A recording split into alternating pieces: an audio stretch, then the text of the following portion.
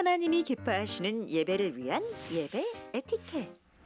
10분 일찍 오셔서 참석하시면 은혜가 배가 돼요. 작은 양보와 배려의 주차는 행복한 주의를 만들어요. 휴대폰은 예배 시작 전에 끄거나 무음으로 변경해 주세요. 생수를 제외한 음식과 음료를 가져오지 않아요. 뒤에 오시는 성도님들을 위해 앞자리와 안쪽 자리부터 앉아주세요. 새로 오셔서 등록을 원하시는 분은 본당 입구 안내위원에게 말씀해 주시면 등록을 돕도록 하겠습니다. 작은 실천으로 우리 함께 은혜롭고 온전한 예배를 만들어가요. 할렐루야. 우리 2부 목장 연합 예배에 나오신 여러분들을 주님의 이름으로 환영합니다. 오늘 하나님께서 예배를 여시고 이 예배에 초대하신 우리 하나님이 오늘 우리 모두에게 성령의 충만한 은혜, 예배 가운데 임하시는 그 은혜를 주실 줄로 믿습니다. 우리 모두 함께 자리에서 일어나셔서 우리 하나님께 영광의 찬양을 올려드리겠습니다.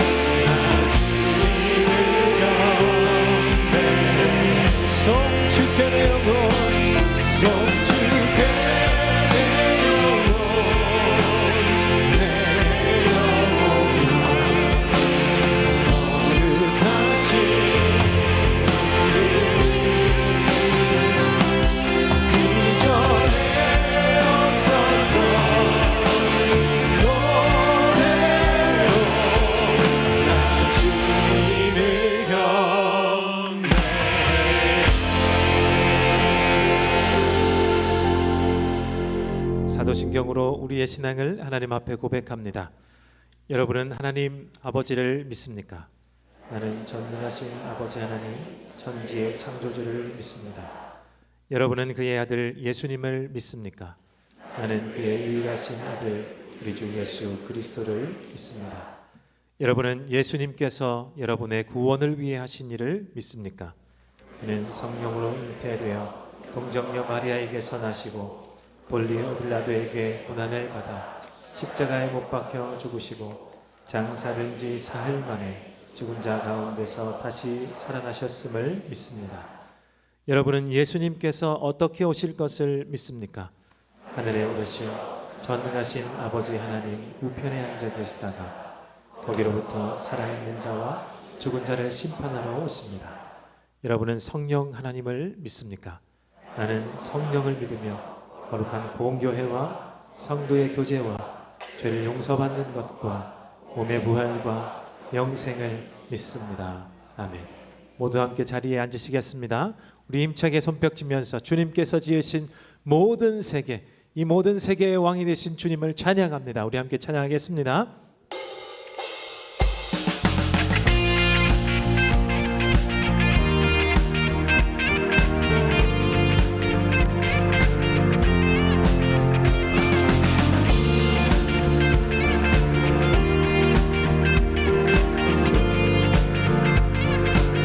주 하나님 지으신 주 하나님 지으신 모든 세계 내 마음속에 그리워올 때 하늘의 별 울려 퍼지는 데서 주님의 원을 이전과 숲속이나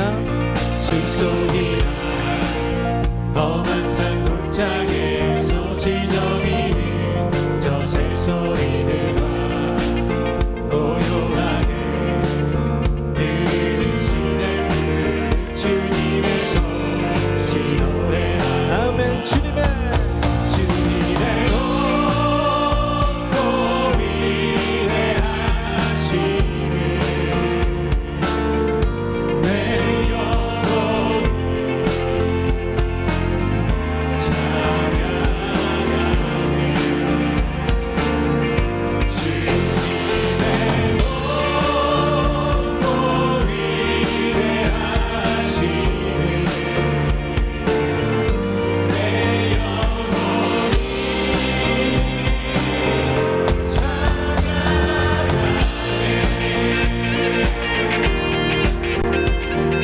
우리를 사랑하셔서 지금도 역사하시고 우리 곁에 계신 주님, 이 예배 가운데도 함께 해주심으로 우리에게 큰 은혜를 주실 줄로 믿습니다. 우리 함께 3절로 찬양합니다. 주 하나님 독생자 아낌없이 우리를 위해 보내주셨네. 십자가에 피 흘려 죽으신 주의 모든 죄를 뺏었다. 아멘. 주님의 높고 위대하심을 내 영혼이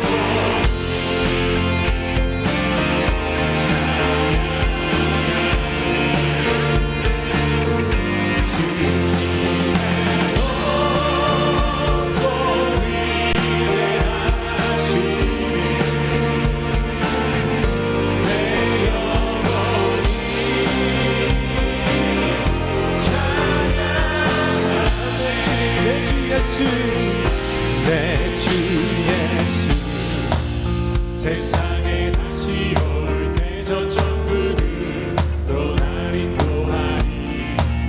낙엽소리 엎드려 경배하며 영원히 주를 아멘. 주님 주님의 높고 주님의 높고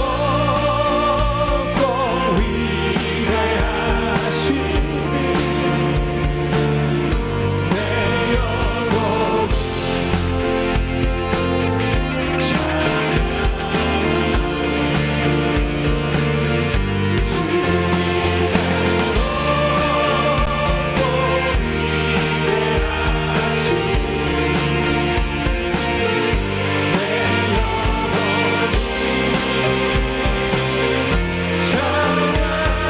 우리 다시 한번 찬양합시다. 주님의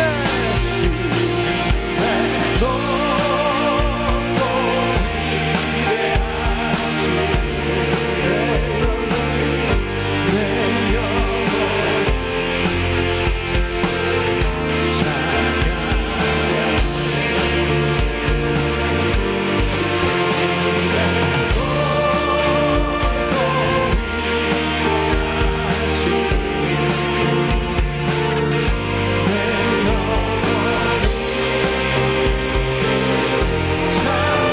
우리 마지막 전심을 다해 주님의 높고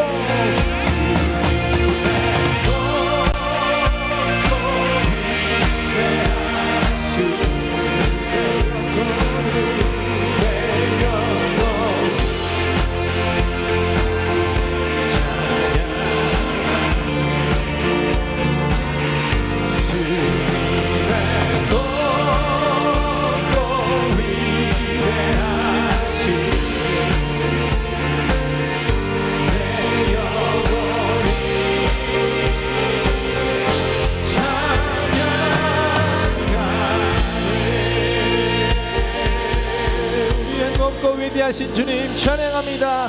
찬양과 영광의 박수를 올려드립니다. 할렐루야.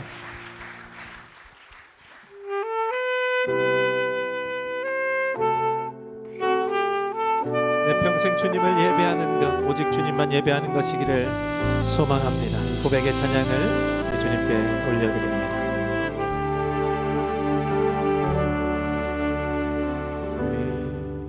빛으로 임하신 주, 나의 어둠을 비추시네.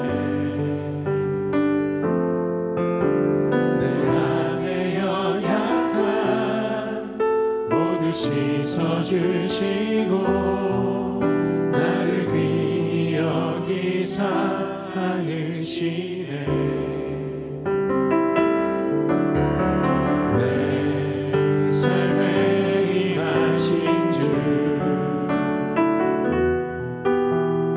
모든 두려움 덮으시네.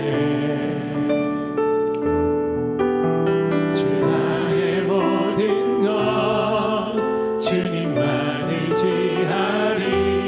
눈을 들어 주님만 바라보리. 아멘. 주님을 예배하는 것, 주님을 예배하는 것, 주님을 기뻐하는 것, 나의 마음과 뜻 다해 주님 더 알기 원하네. 주님을 사랑하는 주님을 갈망하는 것, 나의 유일한 소망이라.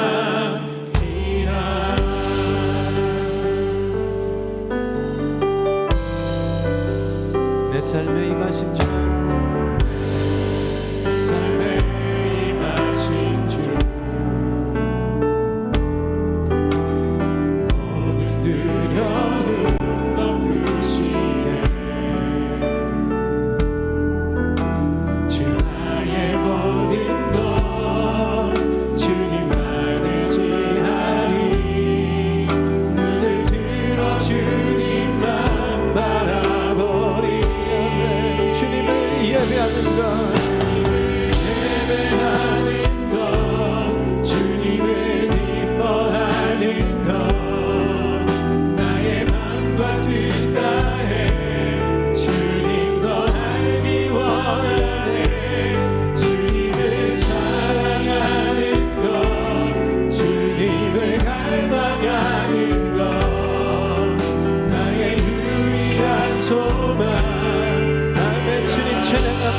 주님을 예배하는 것, 주님을 예배하는 것, 주님을 기뻐하는 것, 나의 마음과 뜻 다해 주님과 알기 원하네. 주님을 사랑하는 것, 주님을 갈망하는 것, 나의 유일한 소망. 다시 한번 찬양합시다. 주님을 예배하는 것, 주님을 기뻐하는 것, 나의 마음과 뜻 다해 주님과 알기 원하네. 주님을 사랑하는 것, 주님을 갈망하는 것, 나의 유일한 소망이라.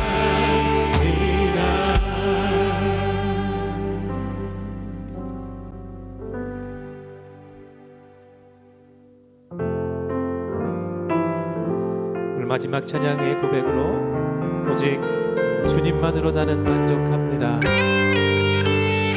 모든 것보다 주님으로 만족합니다. 이 고백을 올려드리겠습니다. 무명이어도 공허하지 않은 것은 예수 안에 난 만족함이라. 가난하여도 부족하지 않은 것은 예수 안에 오직 나는 우리 다시 한번 1절로 다시 한번 찬양합시다. 무명이어도 공허하지 않은 것은 예수 안에 만족함이라. 가난하여도 부족하지 않은 것은 예수 안에 오직 나는 부요함이라. 아멘. 찬양합시다. 난 예수로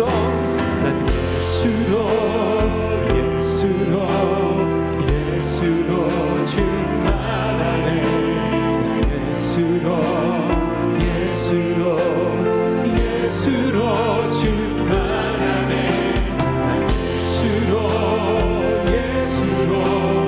예수로 충만하네. 영원한 내 안에 살아계시네.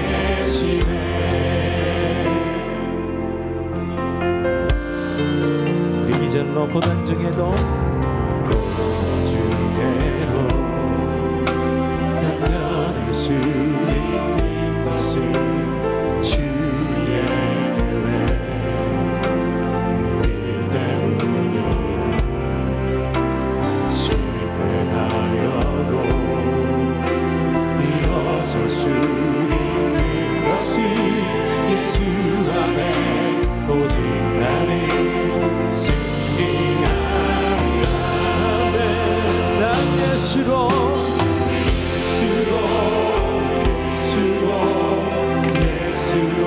충만하네. 모든 것들도 그렇지 않네.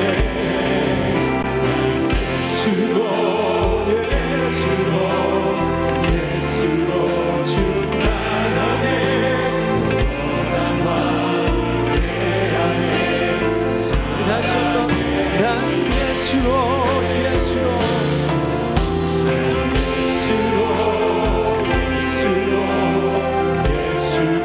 충만하네. 세상 모든 것들도 부럽지 않네.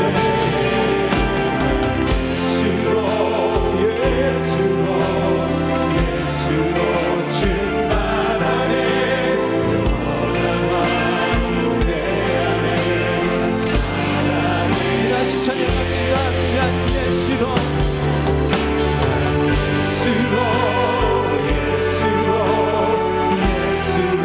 충만하네. 세상 모든 것들도 난 부럽지 않네. 예수로 충만하네. 영원한 내 안에 살아계시네. 3절로 찬양합시다. 내 몸이 약해도 심하지 않은 것은 예수 안에 완전하리라. 가련한 세상 그렇지 않은 것은 난 예수로 충만하. 함께 고백합니다. 난 예수로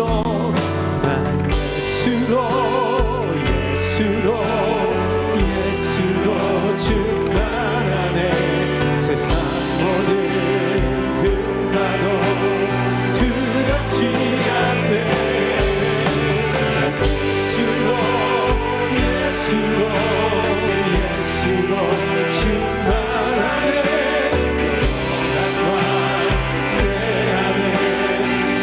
다시 한번 찬양합시다. 난 예수로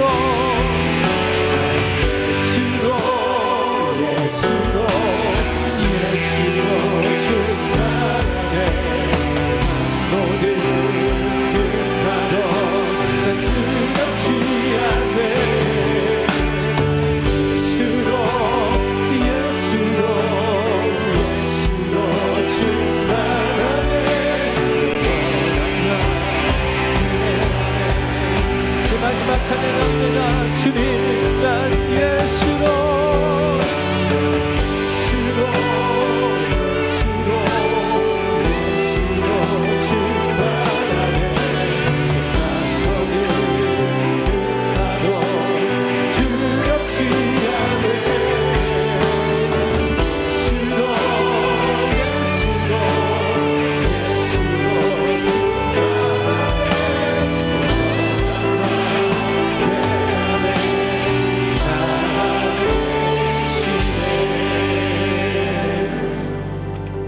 성도 여러분 함께 기도하겠습니다.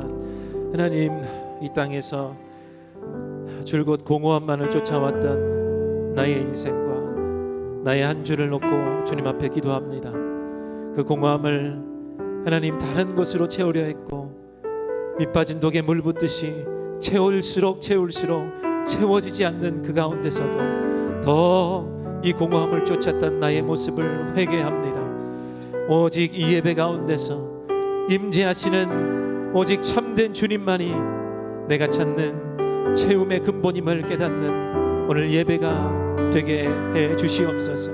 주님, 이 감사함으로 들어가는 예배 가운데 나의 모든 공허함이 채워질 줄로 믿사오니 믿음의 확신을 가지고 예배의 깊은 곳으로 들어가길 원하오니 우리를 맞아 주시옵소서. 우리 함께 합심하여 기도하겠습니다. 하나님, 나의 공허함이 어디서 오는지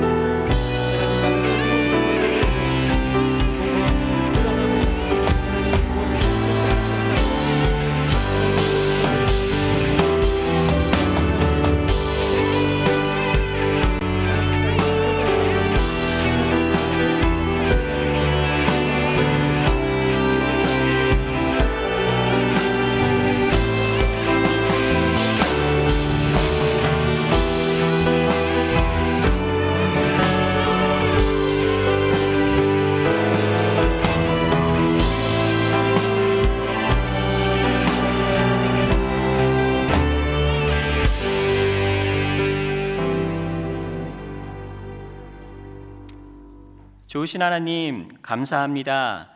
새해를 맞이하고 어느덧 세 번째로 성도들이 함께 모여 주님을 예배하게 하시니 감사를 드립니다. 새해에 우리에게 주신 말씀을 따라 소망을 품게 하시고 그 소망으로 말미암아 새로운 힘과 용기를 얻게 하시니 또한 감사합니다. 이 한 해가 믿음이 더욱 자라가고 삶의 자리마다 영적인 열매를 맺어가는 복된 한 해가 되게 하여 주시옵소서. 오늘도 예배의 자리로 나와왔사오니 우리의 마음과 생각을 정결하게 하시고 성령님께서 도우셔서 처음과 끝이 온전히 주님께 향하는 예배가 되게 하여 주시옵소서. 자비로우신 하나님, 입술로는 내 삶의 주인이 주님이시라 고백하면서도 현실의 벽 앞에서는 두려워하며 나의 지식과 경험을 의지하고 내가 주인인 것처럼 말하고 행동하였음을 고백하며 회개합니다. 연약한 우리의 모습을 긍휼히 여겨주시고 오직 성령님의 도우심으로 내가 붙들고 놓지 못했던 모든 것들을 겸손히 내려놓는 은혜를 허락하여 주시옵소서. 주님을 신뢰함으로 참된 자유와 평안을 누리게 하여 주시옵소서. 은혜가 풍성하신 하나님, 지난 한 주간 세겹줄 기도회를 통해 교회의 본질을 다시금 깨닫게 하시니 감사합니다. 삶공부와 목장 모임, 주일 연합 예배를 통하여 우리 교회를 더욱 건강한 가정교회로 세워주시고 공동체 안에서 모든 성도들이 예수님을 닮아가는 은혜를 경험하게 하여 주시옵소서. 은혜를 사모하며 예배의 자리에 나온 모든 성도들에게 하나님의 사랑이 풍성히 임하게 하시고 말하지 못할 아픔과 고통으로 힘겨워하는 지체들에게 찾아와 주셔서 상한 마음을 위로하여 주시고 육신의 연약함이 치유되는 은혜를 허락하여 주시옵소서. 상한 갈대를 꺾지 않으시고 꺼져가는 심지를 끄지 않으시는 아버지 하나님의 크고 깊은 사랑을 체험하게 하여 주시옵소서. 은혜샘물 공동체를 위해 기도합니다. 275개 목장을 통해서 하나님을 경험하게 하시고 VIP를 품고 기도하여 생명의 열매를 맺는 기대함과 기쁨으로 풍성한 목장이 되게 하여 주시옵소서. 다음 세대 부서별 겨울 사역을 준비하는 과정 가운데 있습니다. 모든 일정을 주님께서 주관하여 주시고 인도하여 주시길 기도합니다. 파송 선교사와 협력 선교사, 목장 후원 선교사들의 가정과 사역을 지켜주시고 열방 어디에서든 복음이 선포될 때 하나님의 나라가 임하는 역사가 일어나게 하여 주시옵소서. 오늘 말씀을 전하실 윤만선 목사님을 성령의 능력으로 붙들어 주시고 말씀을 듣는 우리 모두에게 사모하는 마음과 순종하는 믿음을 더하여 주시옵소서. 오늘 주신 말씀을 붙잡고 우리가 밟는 땅, 가정과 직장, 사업장의 모든 자리에서 하나님을 기뻐하며 감사함으로 주님과 동행하는 한 주가 되게 하여 주시옵소서. 감사와 찬양을 올려드리며 이 모든 말씀을 우리의 참 주인 되신 예수 그리스도의 이름으로 기도드립니다. 아멘.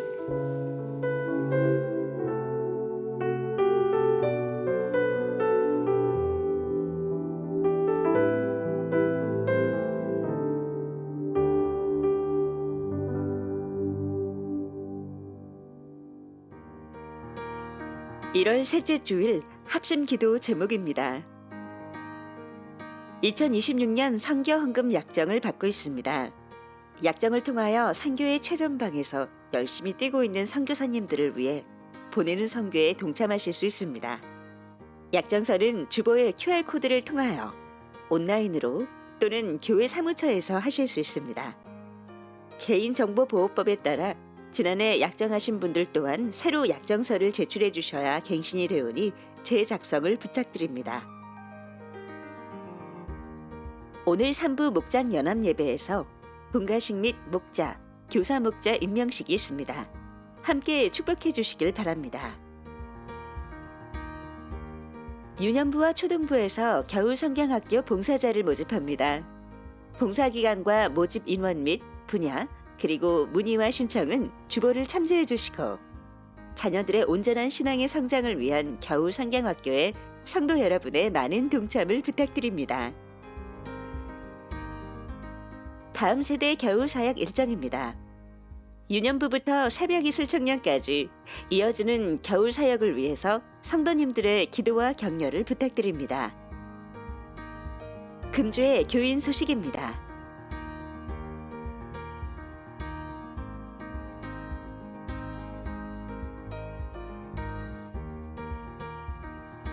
기타 소식은 주보를 참조해 주시기 바랍니다.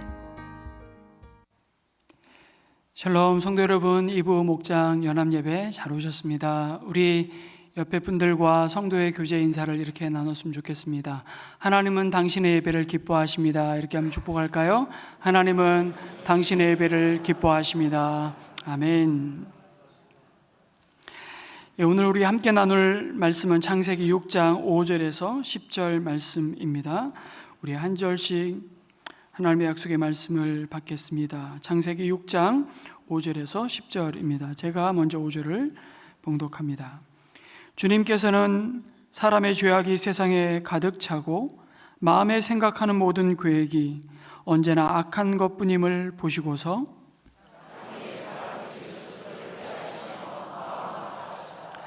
주님께서는 탄식하셨다. 내가 창조한 것이지만 사람을 이 땅 위에서 쓸어 버리겠다. 사람뿐 아니라 짐승과 땅 위를 기어 다니는 것과 공중의 새까지 그렇게 하겠다.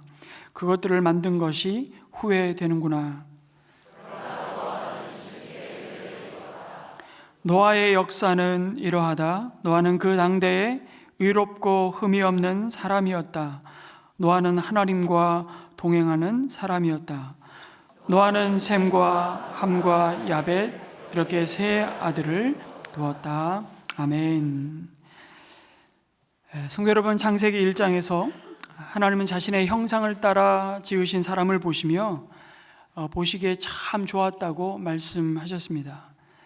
그런데 6장에 이르자 하나님이 인간을 보시며 가슴을 치시죠. 1장과 6장 사이에 무슨 일이 벌어졌습니까?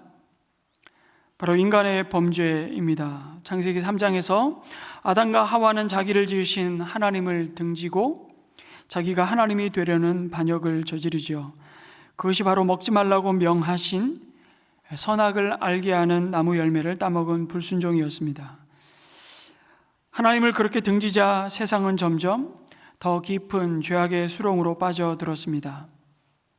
아담이 낳은 아들 가인은 자기 동생 아벨을 살해합니다.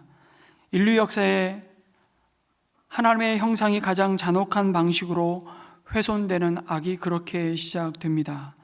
그리고 그 폭력을 낳고 폭력을 증폭시키며 가인의 6대 손인 라멕 때에 가서는 그 포악과 잔인함을 오히려 자랑하고 숭배하는 지경에 이르는 것을 보게 됩니다. 가인의 후손은 그들의 생존을 위해서 성을 쌓고 도시를 만들며 문명을 이루었지만 그 도시는 하나님과 더 높은 담을 쌓고 하나님을 거부하는 죄악으로 더 깊이 기울어지는 역사만을 낳을 뿐이었습니다. 죄악으로 너무나 부패해진 인류는 결국 어디에서 살든 누가 되었든 무슨 일을 하든 어느 처지에 있든 사람의 마음과 모든 계획까지도 심히 악할 뿐이었다고 말씀하죠. 모두가 죄에 쩔어 살게 되었습니다. 그 죄악의 모습을 6장 2절에서 이렇게 묘사합니다. 같이 한번 읽겠습니다. 시작. 하나님의 아들들이 사람의 딸들의 아름다움을 보고 저마다 자기들의 마음에 드는 여자를 아내로 삼았다 말씀합니다. 보았고 좋아했고 취했다라는 말씀은 노아 시대에 이르러서 하나님의 아들들로 묘사되고 있는 가인이 그 동생 아벨을 죽이고 하나님은 그 아벨을 대신하여 아담과 하와에게 셋 경건한 후손을 이어가십니다. 그런데 노아 시대에 이르러서 이 셋의 경건한 후손들조차 가정을 만드신 하나님의 계획과 목적을 그들의 마음에 전혀 두지 않은 채 자신들의 눈에 보기 좋은 욕망을 따라 하나님을 등지고 거부한 가인의 후손들을, 다시 말해 사람의 딸들을 취하여 혼합되고 섞여 버렸다는 말씀을 주고 있는 것이죠. 5절에 이런 세상에 대한 하나님의 진단이 나옵니다. 주님께서는 사람의 죄악이 세상에 가득 차고 마음에 생각하는 모든 계획이 언제나 악한 것뿐임을 보시고서라고 말씀하죠.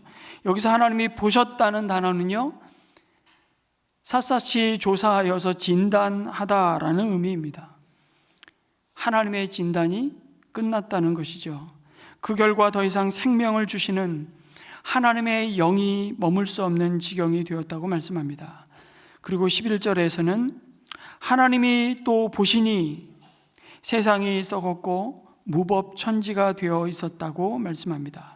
이어지는 말씀도 반복됩니다. 땅도 썩었고 모든 사람들의 삶이 속속들이 썩어 있었다고 말씀합니다.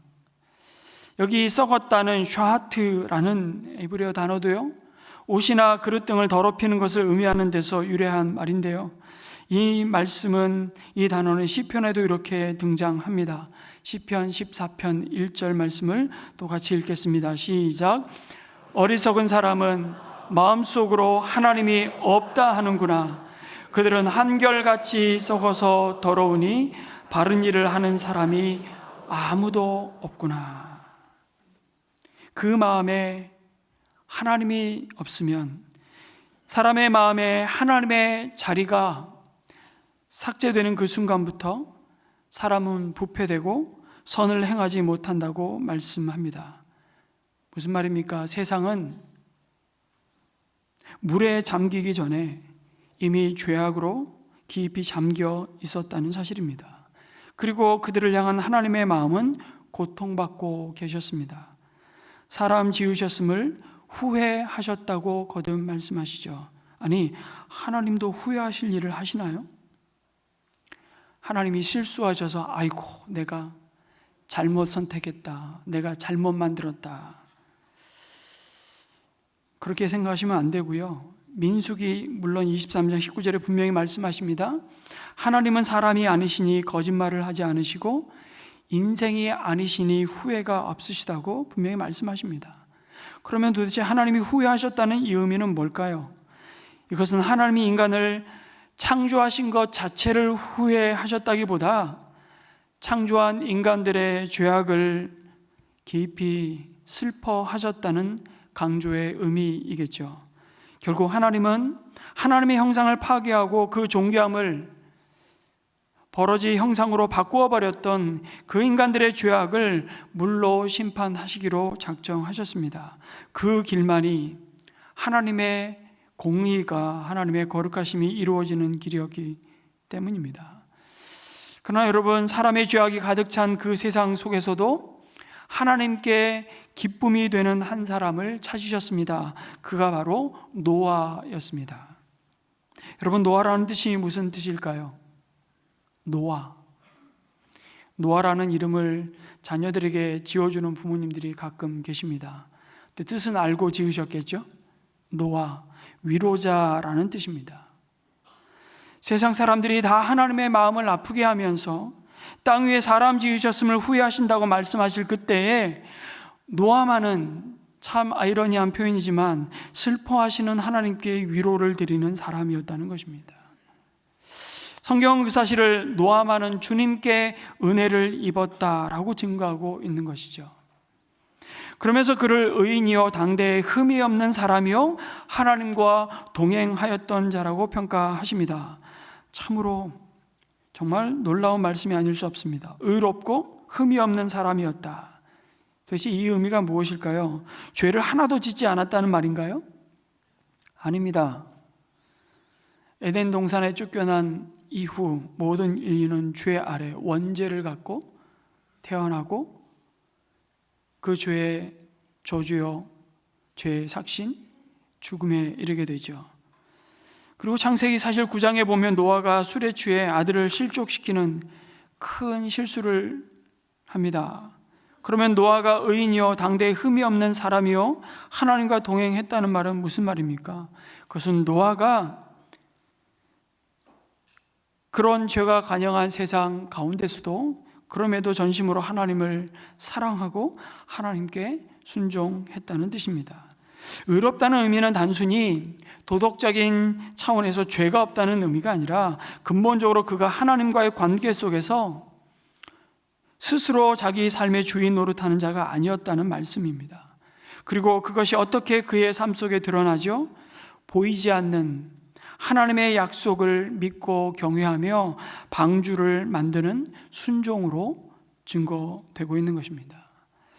그는 그 세대를 본받지 않았던 사람이었습니다. 그 세대의 사람들처럼 자신의 눈에 보기 좋은 사람의 딸들을 자기가 취하고 싶은 욕망대로 취하는 자가 아니었습니다.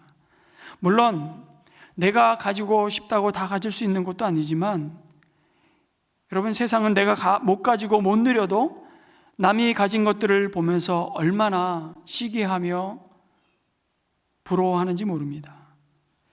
가질 수만 있으면 갖는 게 뭐 나쁘냐, 세상 모든 사람들이 가진 생각이죠. 노아의 때나 지금이나 세상은 별 큰 차이가 없습니다. 그때의 사람이나 지금 사람이 바뀌지 않았습니다. 인간의 죄성도, 죄악된 삶의 그 방식도, 그런 인류를 바라보시는 하나님의 근심도 바뀌지 않았습니다.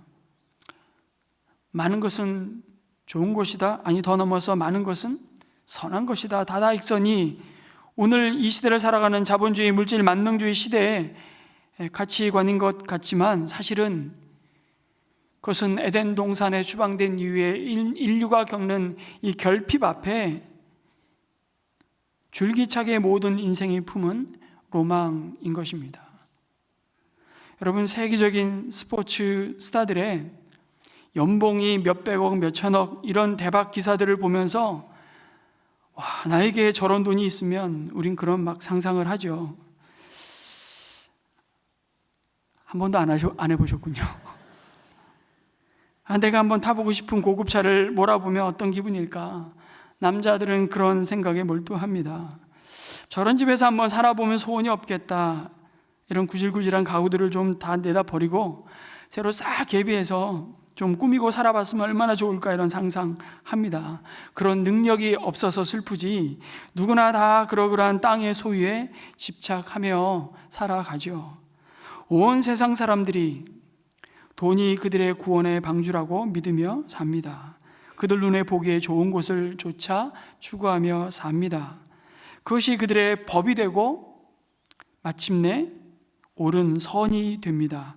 그러면 눈에 보이지 않는 하나님과 그 입술에서 나오는 하나님의 말씀, 그 법은 더 이상 그들에게 의미가 없어지는 것이 저주지요. 사실은 재앙인 것입니다. 그것이 온 세상을 탐욕의 전쟁터로 지금도 만들고 있지 않습니까? 그리고 결국 자기 자신이 법이 되어 세상을 판단합니다. 심지어 하나님까지 판단하는 자리에 서게 만듭니다. 여러분, 그것이 부패입니다. 여러분, 부패는 하나님 자신이 삶의 기준이요 법인 세상을 알게 하신 그 선악과를 치워버리고 인간 자신이 법이 되는 세상으로 바꿀 때 귀결되는, 필연적으로 맺게 되는 상태가 바로 부패입니다. 그리고 그 부패가 가득한 세상을 하나님은 오늘 말씀에 무법천지라고 말씀합니다. 무법이 죄라는 것이죠. 무법은 법이 없다는 것이 아니라 자기가 곧 법인 것이 무법자 아니겠습니까? 여러분, 무법자, 자기 하고 싶은 대로 하는 사람이 무법자 아니에요? 그렇게 할 수 있는 이유와 근거는 뭡니까? 내가 기준이고 내가 법이니까. 하나님은 그곳을 곧 지옥이라고 말씀하십니다. 지옥은 우리가 죽어가서 가는, 천당은 우리가 죽어서만 가야 갈 수 있는 곳이 아닙니다. 지금 바로 여기서 천국과 지옥은 이미 시작되었습니다. 그런데 모든 사람들이 하나님께 등 돌린 채 자신의 힘과 그 야망을 따라 육신의 소욕이 원하는 대로 행하던 바로 그곳에서 노아는 다른 족보를 남겼습니다. 족보 이야기를 좀 계속 해볼까 하는데요, 7장 1절에서도 하나님은 그 노아에게 말씀하셨습니다. 내가 보니 이 세상에 의로운 사람이라고는 너밖에 없구나. 너는 식구들을 다 데리고 방주로 들어가거라고 말씀하십니다. 하나님을 우울하게 만드는 세상을 하나님이 기뻐하실 세상으로 바꾸어 드리고 싶어 했던 그 노아를 향해 하나님은 은혜를 베푸십니다. 구원의 길을 여셨습니다. 그리고 그 노아를 통해 모든 인생이 자신이 법인 세상에서 하나님이 법임을 고백하며 그래도 회개하며 돌이키는 인생을 구원하시기로 노아를 선택하시고 방주를 만들게 하셨습니다. 그리고 그 방주의 아주 구체적인 크기와 식양을 다 설명해 주셨습니다. 말씀해 주셨습니다. 그리고 모든 사람이 죄악의 깊은 잠에 빠져 있을 때에도 그는 하나님의 심판의 날이 다가오고 있음을 기억했습니다. 그리고 방주를 지으라는 말씀에 순종하죠. 세상 모든 사람들이 그 하나님의 경고를 무시하고 하나님의 말씀을 마음에 담고 있지 않을 때 노아는 그 하나님의 탄식과 슬픔을 보았습니다. 심판의 날을 기억하며 살았습니다. 여러분, 이러한 사실을 어떻게 확인할 수 있을까요? 노아의 족보 가운데 놀라운 의미를 발견하게 됩니다. 여러분, 노아의 아버지는 라멕이었습니다. 여기서 말하는 라멕은 가인의 6대손 라멕이 아니고 셋의 후손 라멕입니다. 이게 동일한 이름이 성경에 등장하기 때문에 혼란을 일으키는데요, 여러분, 가인의 후손 라멕이 아니라 셋의 후손인데 이 라멕의 아버지가 여러분이 잘 아시는 무두셀라입니다. 무두셀라. 이 무두셀라를 여러분은 어떻게 기억하고 계십니까? 성경 퀴즈하면 꼭 빠지지 않는 인물, 성경에 나타난 인물 가운데 가장 오래 산 사람 무두셀라. 969년을 살았습니다. 징과 홍수가 나기 전에 세상에 아마 환경이 달랐죠. 그러니까 노아의 할아버지는 바로 이 무두셀라입니다. 그리고 증조 할아버지는 여러분이 또 너무 잘 아시는 에녹입니다. 아니, 이거 지금 올려주지 마세요. 제가 올리라고 할 때 올리세요.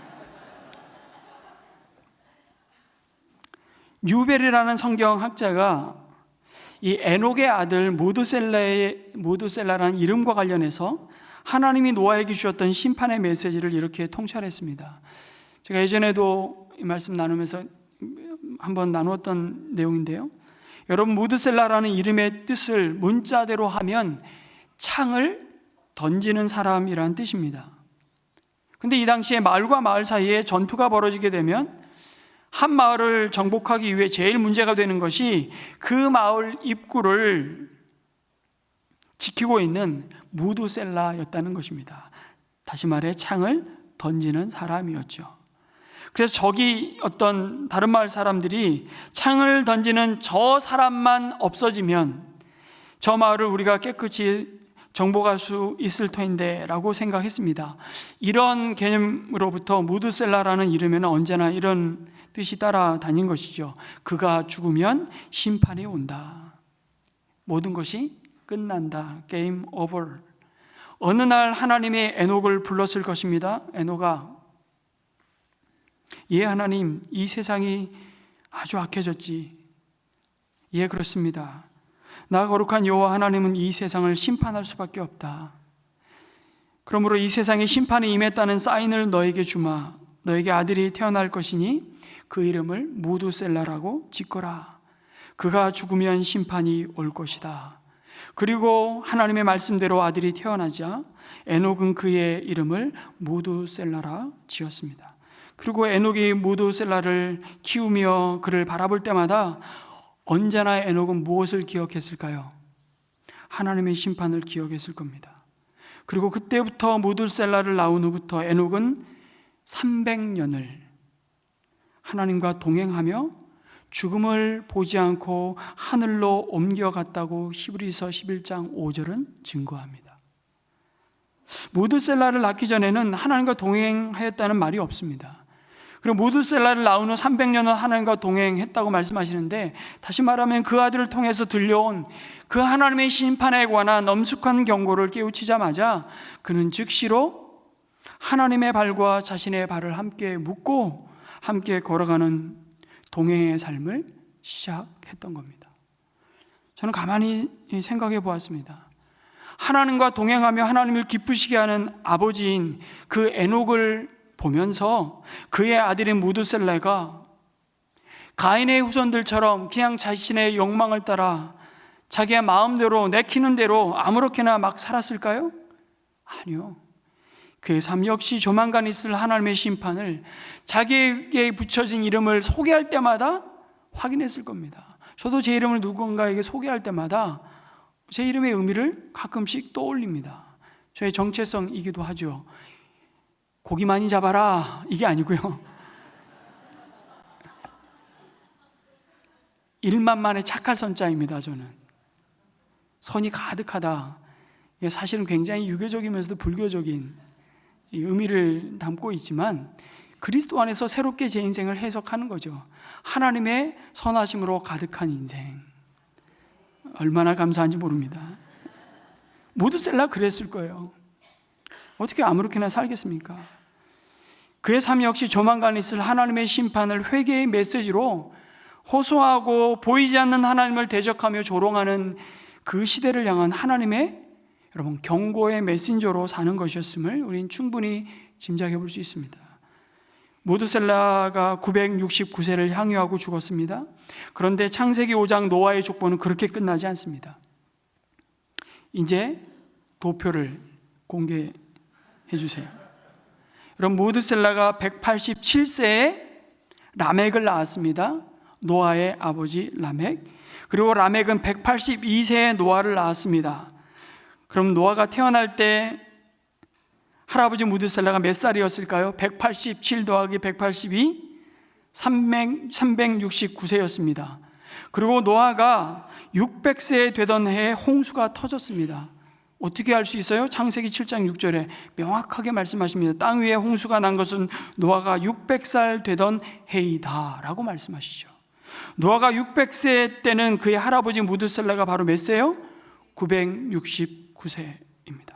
무드셀라가 죽던 그 해에 하나님은 그 이름의 약속대로 홍수로 세상을 심판하셨습니다.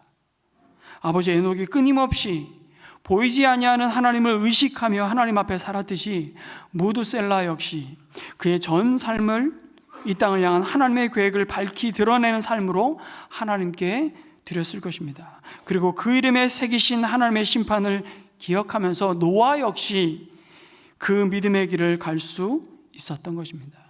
여러분, 그래서 무드셀라 그러면 성경의 인물 중에 제일 오래 산 사람으로 기억할 것이 아니라 아마 천국 가서 무드셀라가 좀 짜증낼 겁니다. 나만 보면 이 땅에서 제일 오래 살았다며 그 소리 듣고 싶지 않을 것 같아요. 자신을 그렇게 기억해 하는 것을 싫어했을 것 같아요. 하나님은 오늘도 한 명의 죄인이 하나님께 돌아오기를 오래 기다리시며 참으시는 그 하나님을 바라보게 하셨던 사람으로 무드셀라는 기억되기를 원했던 것이죠. 이제 고인이 된 존 스튜어트 목사님이 했던 말이 이 말씀을 묵상하며 생각났습니다.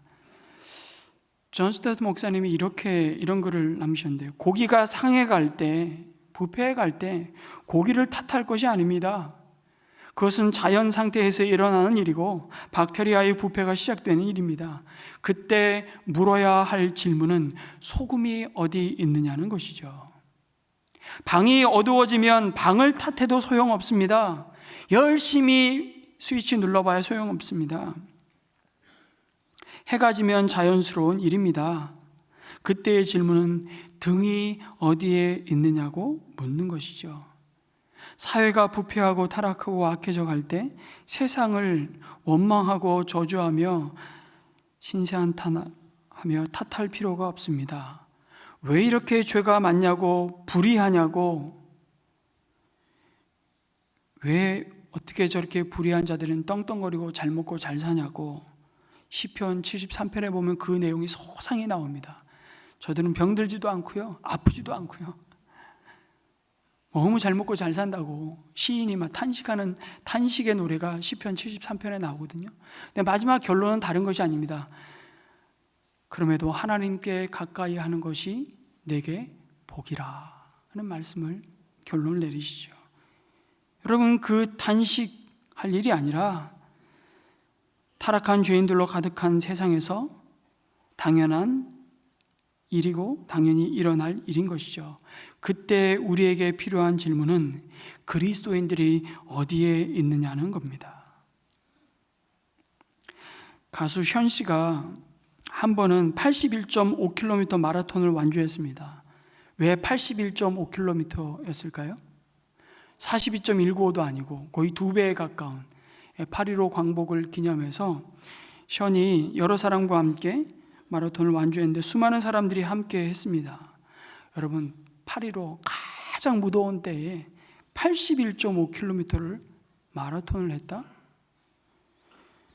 이건 목숨 걸고 한 거죠, 거의. 많은 후원금이 모였습니다. 감사하게도 독립유공자 후손들을 위해 기부했고요.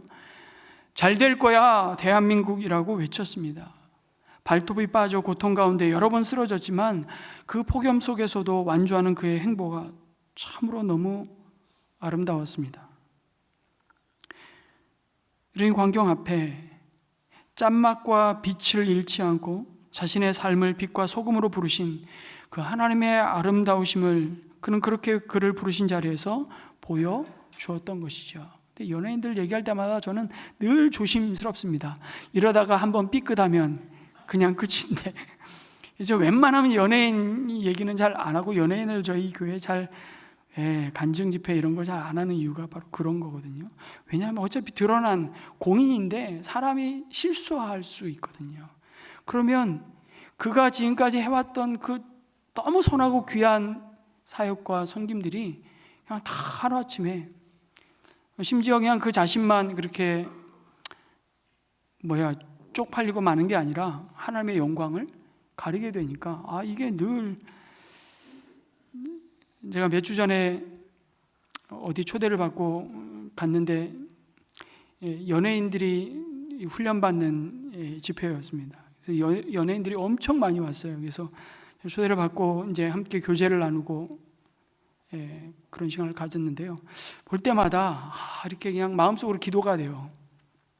끝까지 완주하십시오. 제 마음속으로 악수하면서 연예인들 끝까지 완주하십시오.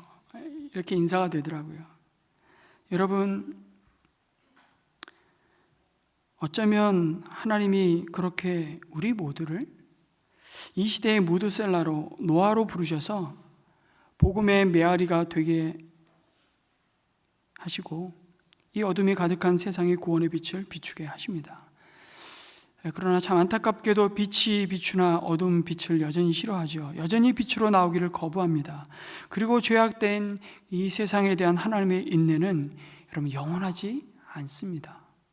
온 세상이 이렇게 악한데 왜 하나님의 심판이 오지 않는 거야? 아니요. 그때 우리는 하나님은 오래 참고 계실 분이라는 사실을 기억해야 합니다. 그런데 하나님의 이 침묵을 여러분 허용으로 생각하고 계속 죄 가운데 있는 자는 가장 어리석은 자라고 성경은 말씀하죠. 그래서 죄와 심판에 대해 착각하고 사는 사람, 다시 말해 다가올 심판을 생각하면서 종말론적인 긴장을 하며 사는 사람이 의로운 하나님의 사람인 것입니다. 아마 카타콤에서 그 어둠 가운데 있는 지하 공동묘지에서 하나님의 이름을 부르며 예수 그리스도의 이름으로 함께 모여 예배드렸던 공동체, 초대교회 공동체 성도들의 모습이 노아의 때, 그리고 노아의 때와 별반 다르지 않은 우리 시대의 모습이지 않을까 싶습니다. 그렇게 노아는 하나님의 심판을 기억하며 방주를 준비했습니다. 그런데 여러분, 노아는 자기의 생각대로 마음대로 준비하지 않았고요, 철저하게 말씀에 의지하여 준비했습니다. 가령 고페르 나무를 구하기 어렵다고, 고페르 나무가 정확하게 어떤 나무인지 모르겠습니다. 잣나무의 종류라고 학자들은 해석하는데, 하나님 그 나무를 구하기 어렵다고 소나무로 짓지 않았습니다. 방주를. 자기 식구가 얼마 안 되는데 방주를 그렇게 크게 지을 필요가 있느냐며 10분의 1로 100분의 1로 줄여서 만들지도 않았습니다. 그는 말씀대로 철저히 다 준행했다고 말씀하죠. 그는 하나님의 말씀을 가감하지 않았습니다. 노아는 자기 생각에 말씀을 맞추지 않았습니다. 말씀에 자신을 맞추었습니다. 그는 어리석을 만큼 우직하게 순종하죠. 그가 이렇게 순종할 수 있었던 것은 하나님을 경외했기 때문이었습니다. 그는 이성적으로 이해가 가지 않았지만 말씀을 붙들고 믿음으로 순종했습니다. 장차 120년 후에나 닥칠 일이었지만 하나님의 말씀이 그대로 성취될 것을 믿었습니다. 그의 믿음은 하나님의 말씀을 경외하는 믿음이었다는 사실입니다. 하나님을 경외하는 노아의 믿음에 대해 히브리서 11장 7절은 이렇게 증거합니다. 같이 한번 읽겠습니다. 시작. 믿음으로 노아는 하나님께서 아직 보이지 않는 일들에 대하여 경고하셨을 때에 하나님을 경외하고 방주를 마련하여 자기 가족을 구원하였습니다. 이 믿음을 통하여 그는 세상을 단죄하고 믿음을 따라 얻는 의를 물려받는 상속자가 되었습니다. 그리고 이 노아에 대해서 베드로후서 2장 5절에서도 홍수 심판의 의미와 노아의 행적을 이렇게 증거합니다. 그는 또 옛 세계를 아까워하지 않으시고, 여기 그는 하나님이십니다. 경건하지 않은 자들의 세계를 홍수로 덮으셨습니다. 그때에 그는 정의를 부르짖는 누구요? 노아와 그의 가족 7사람만을 살려주셨습니다. 여러분, 노아는 그냥 방주만 지었던 자가 아니었습니다. 그는 방주를 지으면서 의를 전파했다고 말씀합니다. 그의 삶 자체가 하나님이 누구이신지를 시위하는 삶이었다는 것이죠. 세상의 모든 사람들이 먹고 마시며 시집가고 장가가고 있을 때 노아는 그 세상을 향해 그 일상이 끝날 날이 올 것이라고 외쳤습니다. 여러분, 아니 노아도 먹고 마셨으며 장가가고 자녀들을 결혼시켰습니다. 아니 뭐가 잘못됐다는 것입니까? 먹고 마시고 시집가고 장가가면 됐지, 무슨 하나님은 하나님이냐, 이만하면 살만하다는 겁니다. 하나님 이름 부르지 않아도 세상은 잘 여전히 굴러가고, 괜히 하나님 이름 불러봐야, 창세기 5장에 보면 비로소 그들이 여호와의 이름을 불렀다라고 할 때 이름을 부르는 그 행위는 하나님을 하나님으로 인정하고 예배했다라는 의미입니다. 그렇게 하나님을 예배해봐야 자꾸 야단이나 치고, 오늘도 여러분 야단 맞는 기분 드시는 분 계시죠? 없으십니까? 감사합니다. 야단이나 자꾸 치고 회개하라 그러고, 이런 사람들에게 하나님을 향한 너희 생각과 마음을 돌이켜 돌아라고 회개하라고 선포했던 노아의 삶은 여러분 그야말로 왕따였을 것임이 틀림없습니다. 늘 말씀드리잖아요. 왕따는 누구라고요? 왕 대신 하나님을 위해 따로 구별된 백성이라고요. 그게 왕따예요, 왕따. 그러니까 우리는 그리스도 안에서 우리의 신분에 대해서 다시 정의를 해야 돼요. 세상은 그렇게 왕따하지만 우리는 그리스도 안에서 우리의 신분을 왕 되신 하나님을 위해 따로 구별하신 백성으로 살아가는 삶. 그래서 노아는 끊임없이 하나님의 심판을 경고하는 이 거룩한 책임을 감당해야만 했던 것이죠. 사실 어쩌면 이 사명이 몸으로 때워야만 하는 방주를 짓는 육체의 노동보다도 그를 더욱 고통스럽게 만들었을 것입니다. 여러분, 죄악이 가득한 세상을 향해 방주를 짓는 노아의 삶 자체가 하나님이 경고하시는 울림통이었잖아요. 그럼에도 여러분, 메아리처럼 되돌아오는 그 경고가 여러분 노아와 그의 가족을 참 많이 외롭고 고통스럽게 만들었을 겁니다. 여러분, 말이 120년이지 120년간 방주를 짓는 것 상상을 해보십시오.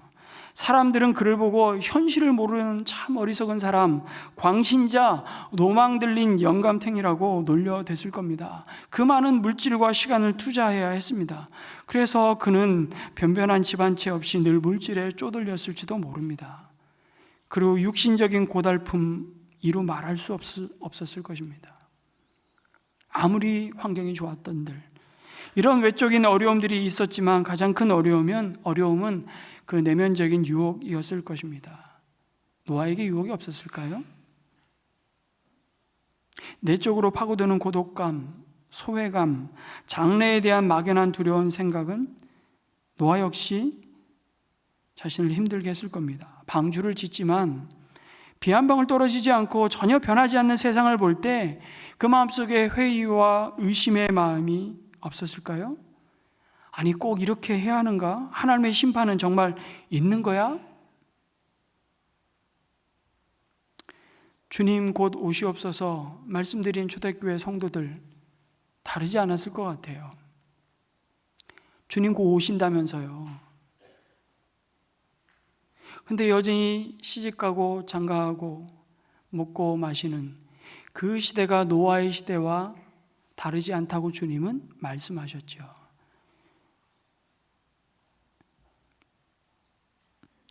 그러나 그는 하나님의 약속의 말씀을 붙들고 그 모든 외적, 내적인 어려움을 극복합니다.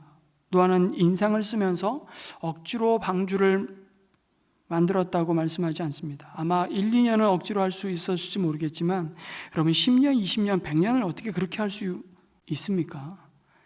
기쁨과 소망을 가지고 방주를 짓지 않는 이상 그는 하나님을 전폭적으로 신뢰하고 의지했습니다.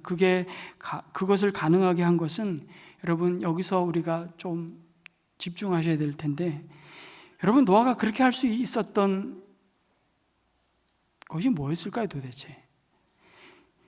남다른 그의 강철 같은 의지력이었을까요? 정말 남다른 초인간적인 인내심이었을까요? 아니요. 그거 오래가지 못합니다. 인간 의지력의 한계의 법칙이 있거든요. 바로 하나님이 노아에게 하신 약속의 말씀을 붙드는 것이었습니다. 이 하나님의 말씀이 노아를 살게 했습니다. 그 하나님의 약속의 말씀이 소망이고 노아의 능력이었습니다. 그 약속의 말씀은 오늘 우리에게도 우리의 소망이고 능력인 줄 믿습니다. 여러분 120년 동안 노아 온 가족이 달려들어서 심혈을 기울여 방주를 지었습니다. 그리고 그야말로 한눈 팔지 않고 오직 하나님이 부르신 그 자리 방주 짓는 사명을 마침내 끝냈습니다. 세상을 홍수로 심판하시기로 한 때가 참에 하나님은 노아와 그의 가족을 방주로 들어가라고 명령하시죠. 여러분 지나온 세월들이 그 순간 주마등처럼 지나갔을 것입니다. 지었던 방주 안으로 들어갈 때 노아와 그 가족들의 마음이 어땠을까요? 한번 또 상상해 봅시다. 이제 정말 이 고되고 밑도 끝도 없는 이 지긋지긋한 일상이 끝났구나. 이제 내 할 일 다 했으니 속이 다 후련하다. 여러분 그렇게 생각했을까요? 물으면 그게 아니라는 거 아시잖아요. 방주가 완성되던 날, 내가 120년 이렇게 왕따 당했는데 그 방주가 완성되던 날, 여러분 그에게는 그날이 춤을 추고 축제를 벌여야 할 날일 수도 있었을 텐데 그러나 사실 노아는 기뻐할 수가 없었을 겁니다. 왜입니까? 그날이 곧 종말의 날이기 때문이죠. 방주로 들어가면서 상상컨대 여러분 노아는 펑펑 목 놓아 울었을 겁니다.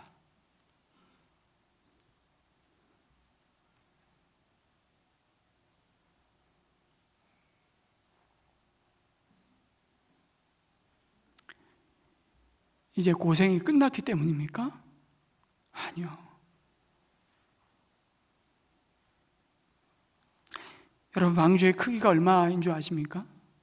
성경이 기록해 주셨습니다. 우리가 요즘 쓰는 수치가 아니어서 입체적으로 상상이 안 되지만 한번 그림을 띄워주시면, 방주의 크기가 성경의 표현으로는 규빗, 한 규빗은 손끝에서 접히는 부분까지가 한 규빗입니다. 길이가 300규빗, 넓이가 50규빗, 높이가 30규빗. 오늘 미터로 환산하면 대략 길이가 135m, 폭 22m, 높이가 13m, 거대한 통나무 배입니다. 이것은 농구장 20개를 10개씩 두 열로 배열한 규모라고 합니다. 그리고 총 적재량을 환산해 보면 43,000톤에 달합니다. 감이 잘 안 오시죠? 어떤 사람은 이 정도 공간이면 현재 생존하는 생물체, 포유류, 조류, 파충류 17,600여 종의 암수 한 쌍씩 약 35,200마리의 동물을 싣는다고 합니다. 그래도 방주의 3분의 1만 차지하게 된다고 분석합니다. 여러분, 왜 이 이야기를 다시 합니까? 노아와 가족들은 자신들만 살기 위해 이처럼 큰 방주를 만든 것이 아니었다는 얘기입니다. 세상이 죄악이 가득함을 보시고 인간들의 생각과 마음에 계획하는 것이 악할 뿐임을 보시면서 모든 코로 호흡하는 것들을 멸절하리라 말씀하시는 하나님, 내가 사람 지었음을 한탄하시고 근심하셨던 하나님 아니었습니까? 그렇게 말씀하신 하나님이 뭐 아쉽다고 안타깝고 미련이 남아서 노아로 하여금 그 큰 방주를 만들게 하셨을까요? 120년까지 방주 만들 날을 주실 거 뭐 있습니까? 그냥 싹 쓸어버리고 이왕 새로 시작하는 거 빨리 심판하시고 노아도 좀 덜 피곤하게 하시지. 정말 하나님의 마음이 그렇습니까? 아직도 하나님의 마음을 모르시겠습니까? 그래도 그 사람을 사랑하시기 때문에 그래도 하나님은 눈물을 흘리고 계시면서 자기 형상을 따라 지은 그들이 자기에게 등 돌린 그들을 기다리시며 돌아서기를 애타게 바라보시는 것입니다. 우리는 이 노아의 방주와 여러분 홍수 심판의 말씀을 통해서 분노하시는 복수자의 모습이 아니라 마지막까지 자식들과 멀어짐을 슬퍼하고 괴로워하시는 부모의 모습으로 다가오시는 그 하나님의 마음을 마주하는 것이죠. 하나님은 사실 죄에 분노하시지만 또한 깊이 슬퍼하셨습니다.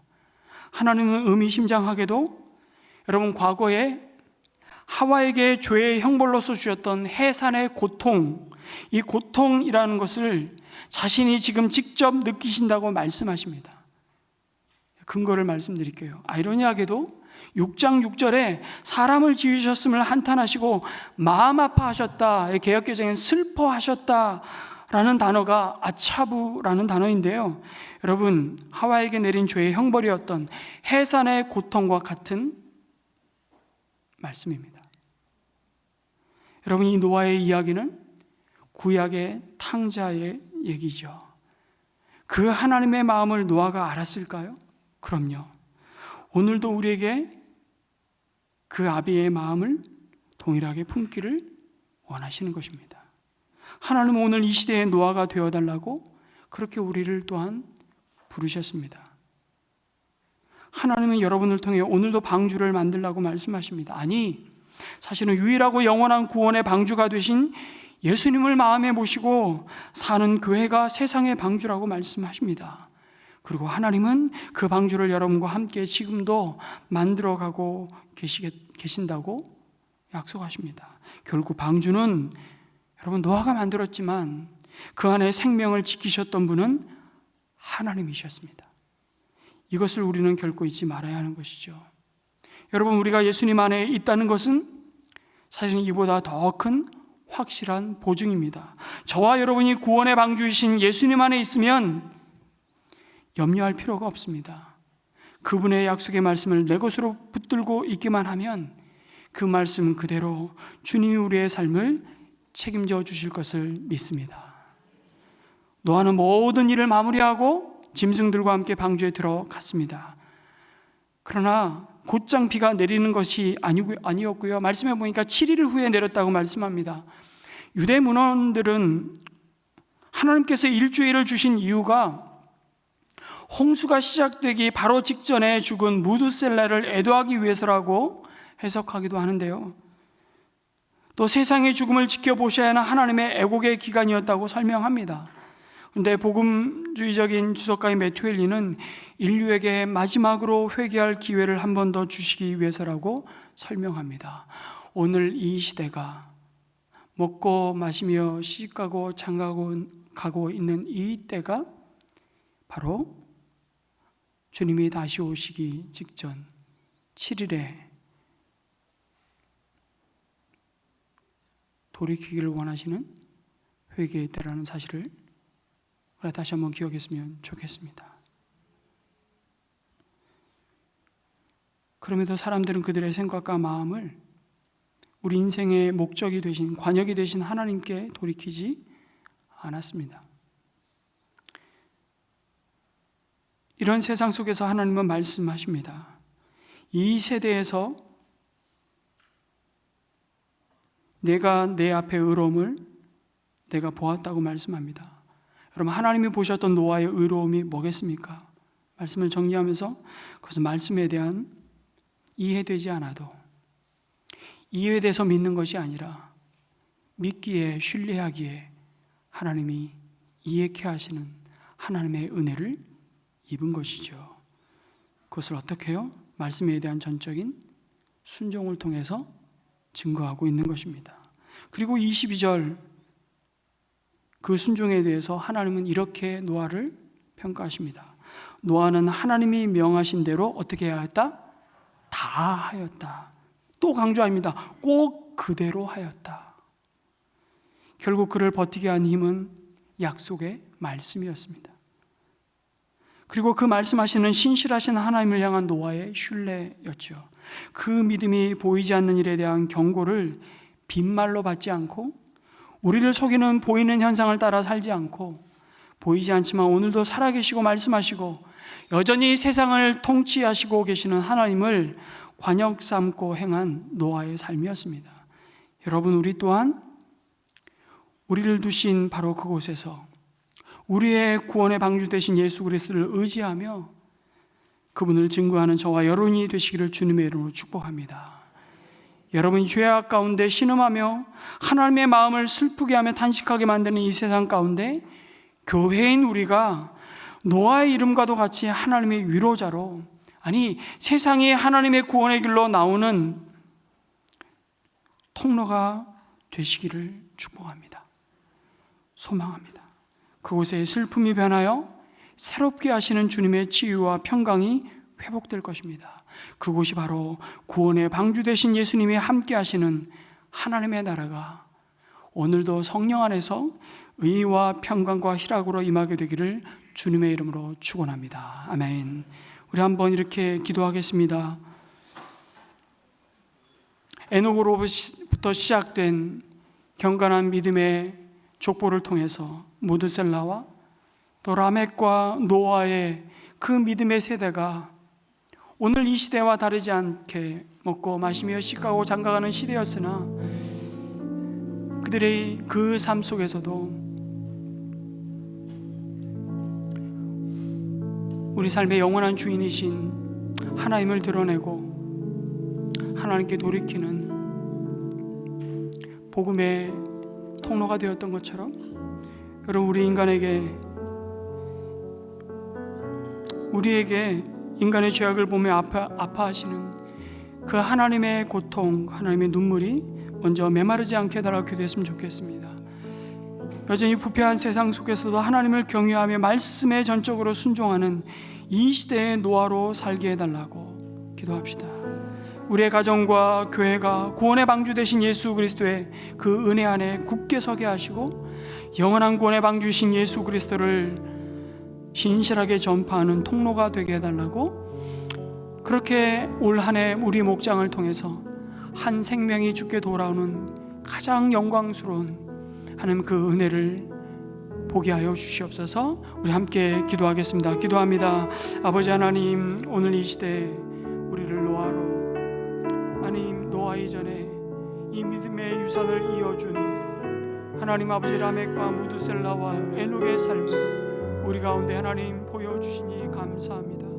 하나님, 다시 한번 우리가 겸손히 이 시대를 바라보며 탄식하시는 하나님의 눈물과 고통을 하나님이 바라보시는 그 시선으로 바라보게 하여 주시고, 그럼에도 하나님은 우리가 이 시대의 노아가 되어서 약속의 말씀을 전적으로 신뢰하고 그 말씀을 온전히 순종함으로 우리를 통해서 꼭 주님께 돌아와야 할 한 영혼이 주께 돌아오는 귀한 구원의 역사 우리 가운데 올 한 해도 풍성하게 이루어질 수 있도록 축복하여 주옵소서. 우리를 통해서 하나님이 이루시고자 하시는 하나님의 뜻이 하늘에서 이루어진 것처럼 땅에서도 이루어지게 도와주시옵소서. 함께 하실 주님을 기대합니다. 하나님의 목장, 우리 한 목장 한 목장 우리가 부르신 부름의 자리가 하나님 그리스도의 그 구원의 복음의 울림통이 되게 하여 주시고, 우리의 섬김과 수고가 결코 헛되지 않도록 주님 우리의 삶을 주님의 귀한 은혜로 사용하여 주옵소서.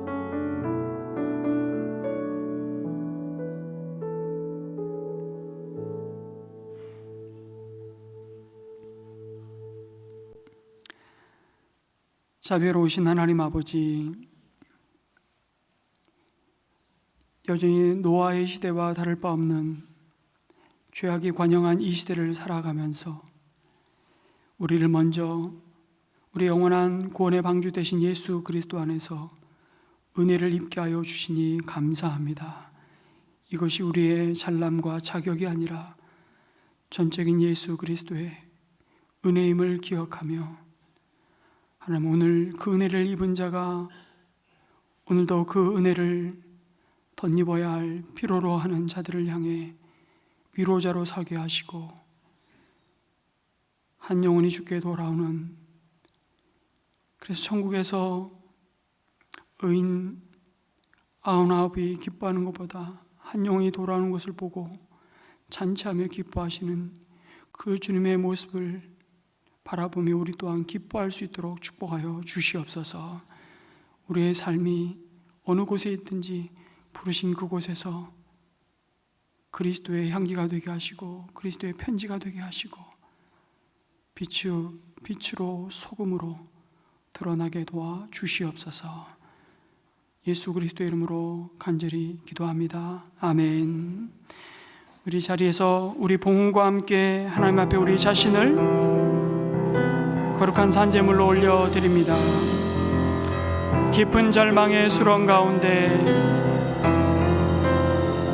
깊은 절망의 수렁 가운데 주님께 닿을 수 없던 우리, 어둠 밤 중에 하늘을 향해 주의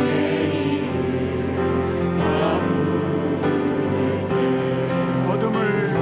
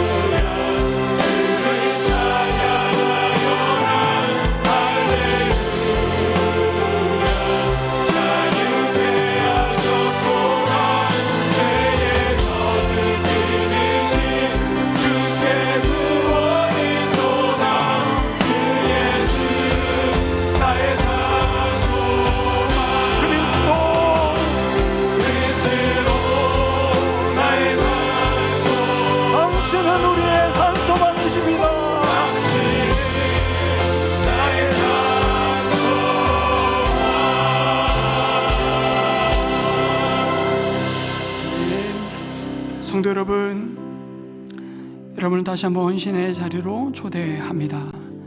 오늘 말씀의 응답으로 주님 앞에 새롭게 결단하고 헌신하는 삶의 기도 제목이 있다면 그것을 표현하시고 헌신대 앞으로 나오시면 축도 마친 뒤 함께 기도하겠습니다. 이제 평안한 마음으로 세상에 돌아가십시오. 부르심의 자리에 선한 일에 용기를 가지시며 악을 악으로 갚지 마십시오. 항상 연약한 자를 도우시며 병든 자를 찾아보시며 환난 당하는 이웃을 위로하십시오. 모든 사람을 존경하시며 주님께 봉사하고 주님을 사랑하십시오. 모든 일을 믿음과 사랑으로 행하시며 어떤 일에도 소망을 포기하지 마십시오. 그리고 거룩하신 성령께 순종하여 기쁨과 감사의 생활을 해나가십시오. 우리 하나님 아버지는 언제나 어디서나 여러분과 함께 하시며 저와 여러분을 도와주실 것입니다. 하늘의 복을 받겠습니다. 여호와는 내게 복을 주시고 너를 지키시기를 원하며 여호와는 그의 얼굴을 내게 비추사 은혜 베푸시기를 원하며 여호와는 그 얼굴을 내게로 향하여 드사 평강 주시기를 원하노라. 아멘.